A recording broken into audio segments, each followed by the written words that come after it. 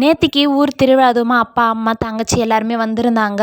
அவங்க நேத்திக்கு திருவிழாவை பார்த்து முடிச்சுட்டு இன்னைக்கு காலையில் தான் ஊருக்கு கிளம்புனாங்க.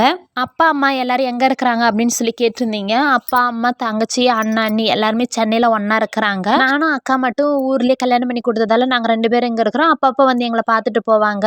நேத்திக்கு எங்கள் நர்ஸு ஃபோன் பண்ணியிருந்தாங்க. நாளைக்கு செகண்ட் வேக்சின் போட வந்துருமா அப்படின்னு சொல்லியிருந்தாங்க. சரின்னு சொல்லிட்டு கிளம்பிட்டேன். காலையிலே கொஞ்சமாக மாதுளப்பழம் உரித்து எடுத்துக்கிட்டேன். கன்சீவாக இருக்கிற எல்லாருக்குமே கவர்மெண்ட்டில் வந்து ஒரு தடுப்பூசி அட்டையும் ஒரு நோட்டு போட்டிருப்பாங்க. எல்லாருக்குமே தெரியும். அந்த தடுப்பூசி அட்டை வந்து நான் கேட்டிருந்தேன். இது எவ்வளோ நாளைக்கு வச்சுருக்கணும், எங்களுக்கு டெலிவரி ஆகிற வரைக்கும் வச்சுருக்கணுமா இல்லை எவ்வளோ நாளைக்கு வச்சுருக்கணும் அப்படின்னு சொல்லி நர்ஸுக்கிட்ட கேட்டதுக்கு அவங்க சொல்லிட்டாங்க, உன் குழந்தைய நீ காலேஜ் சேர்க்குற வரைக்குமே வச்சு தான் இருக்கணும் கையில் பத்திரமா அப்படின்னு சொல்லிட்டாங்க. சரின்னு சொல்லிட்டு எல்லாத்தையும் எடுத்து வச்சுட்டு பேக்கில் கொஞ்சமாக லெமன் ஜூஸு போட்டு எடுத்துக்கிட்டேன். நானுமே அங்கே போயிட்டு ரொம்ப லேட் ஆகும் அப்படின்னு நினச்சேன். ஆனால் போன சீக்கிரமே டக்குன்னு இன்ஜெக்ஷன் போட்டுட்டு வீட்டுக்கு வந்துட்டோம்.